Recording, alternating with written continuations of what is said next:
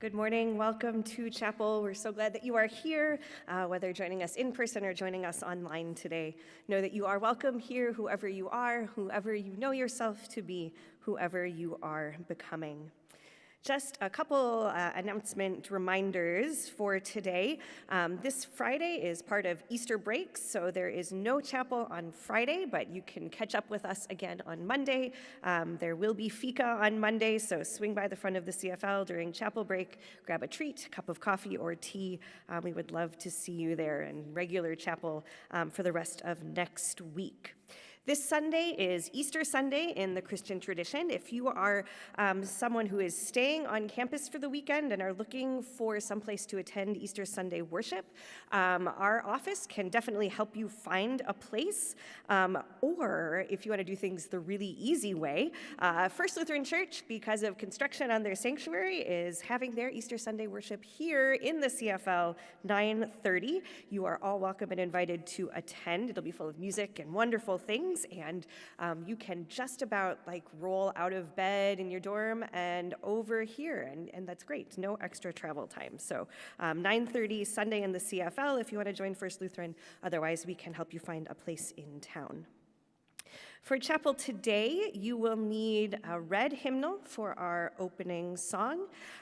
This semester, it's been so much fun to be, for me and my office, to be working with students from Professor Deifeld's Intro to Interfaith class. They've all been taking on various interfaith projects around campus, and one of those projects for a couple of students is to participate in leading chapel. And so today, we are excited to welcome Rosie Baldus, who will be sharing with us her thoughts about many beautiful things, including resurrection and rebirth and eggs. It'll be good.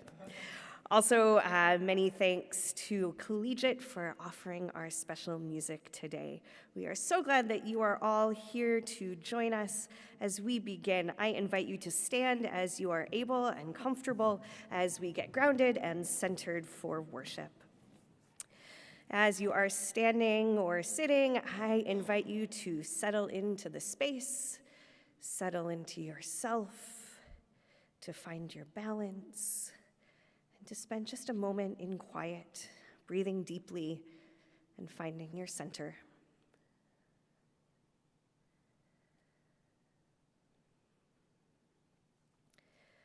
God of creation, we come to you seeking a word of life. We know too well our frailty, our fear, and our shame. Heal our hearts with your assurances of hope beyond despair, mercy beyond judgment, wholeness beyond brokenness, and life beyond death. Open us to signs of rebirth in our hearts, in our communities, and in the beauty of the world. Amen. Our opening song this morning is Morning Has Broken. It's number 556 in your red book, number 556.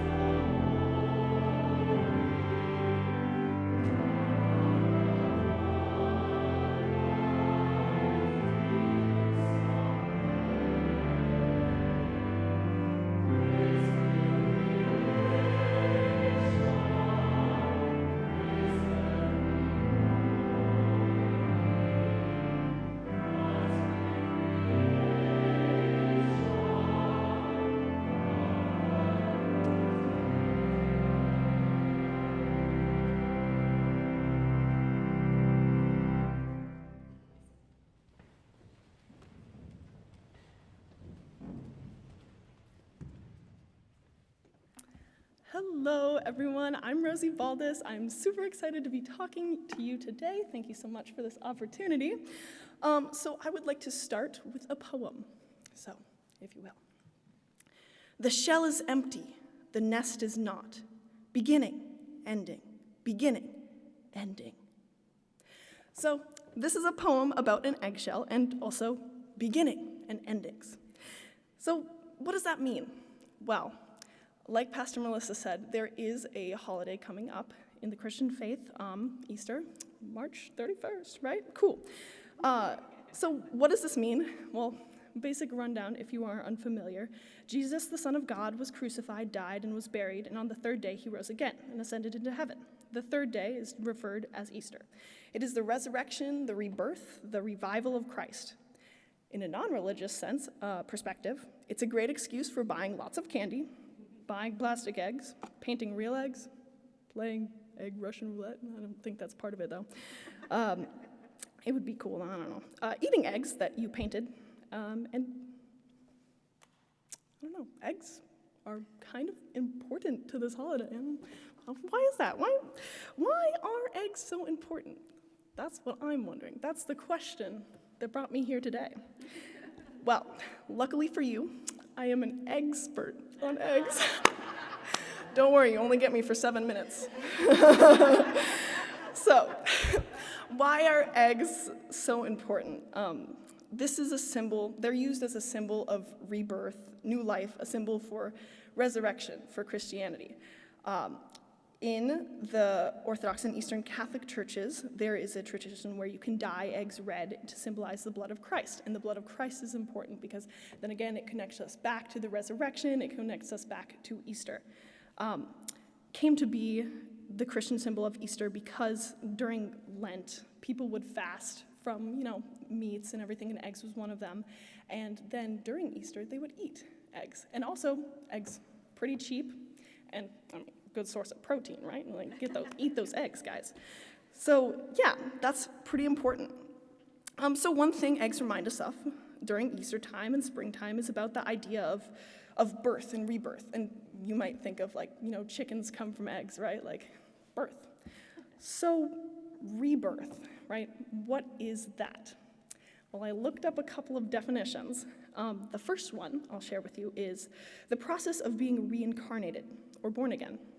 All right, makes sense. We just talked about the resurrection, Jesus comes back from the dead, all that fun stuff. And the second one I would like to share with you is the action of reappearing or starting to flourish or increase after a decline. Revival. And I was thinking about this definition because the first one, yeah, that makes sense. But brings up some questions. Okay, so are we rebirthed every time we make a mistake and then make up for that mistake? Picture this, okay? There are actors in the room, musicians, all right? This might relate to you. You're performing a monologue and everyone is connected with you, you're emotional and you're making everyone else emotional and they're feeling your feels, but just before that, you forgot 2 of the most important lines and you're like, oh no, that's terrible, but you made up for it, right? So you had a decline right there and then you had a flourish and you revived yourself. Or you're singing and you don't use enough breath support and you flub a note, or maybe you're playing an instrument. That's a decline. And then afterwards, you sing or you play the most beautiful, the highest you've ever done, and it sounds really good. Sometimes that doesn't happen, but this time it did, And, decline, flourish, you revived yourself. So, I don't know. I guess that definition makes sense, and you can apply that to, daily life. Does that mean we're rebirthed all the time after a mistake? Did that grammatically make sense? I don't know. But a quote from John Mulaney, if you will. We don't have time to unpack all of that. So here's what I will say. Rebirth and reincarnation, they're pretty important in a lot of different religions. It's mentioned with Easter, with Christianity. It's mentioned in Catholicism, Buddhism, probably a lot of others too. It's a heavy religious term. And rebirth, I think, can be applied to daily life. So, rebirth, where did this all start? Eggs, right? Rebirth, eggs. Back to eggs. Thinking about eggs as a symbol of life and rebirth. When you think of an egg, what do you think of? Fragile, easy to break, can't put back together again, rip Humpty Dumpty. Well, what if we applied this egg logic to humans in a way to encourage us to grow? And here's what I mean. You are not an egg. I'm not saying that in the context of you won't be reborn, I'm not sure. I'm saying this as you are not an egg because you will not go splat if you trip on the ground. You can get up, you can walk away from that, and you can break as a human. We all have our breaking points. But you can put yourself back together again and continue on with life. In the context of the two definitions, you can, well, the second definition, you can flourish and fall and keep reappearing in life because that's how life works. Maybe you're thinking, well, Rosie, that was great, but I already knew all of this. Good, look at that. I'm glad. I just hope that you got a good reminder that, you can look at this you can look at eggs, you can look at rebirth from a different perspective, you can look at failure from a different perspective, and maybe it'll help you get through these last 7 weeks. So, I will leave you with this. It is a new season. Don't look at the snow. Last Tuesday was the first day of spring, and we are coming out of our winter cages. We are shedding our seasonal depression. We are beginning again. We are being birthed out of the chicken as a new egg. Sorry for the mental image. It's the time of year again to break out of your shell, start something new, try something new. Go outside when it's warm, and remember, you are not an egg, you can do great things. And if you try new things and you fail, that's okay. Remember that you can decline, and maybe after that, if you try again, you'll flourish, and then you'll revive yourself. Thank you.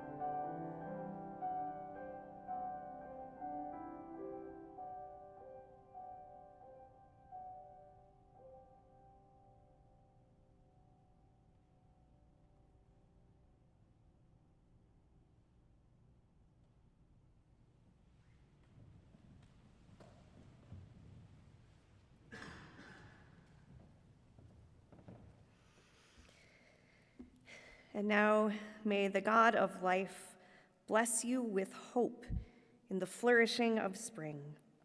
May God enliven your spirit and give you peace. Amen. Go in peace, live with love. Thanks be to God.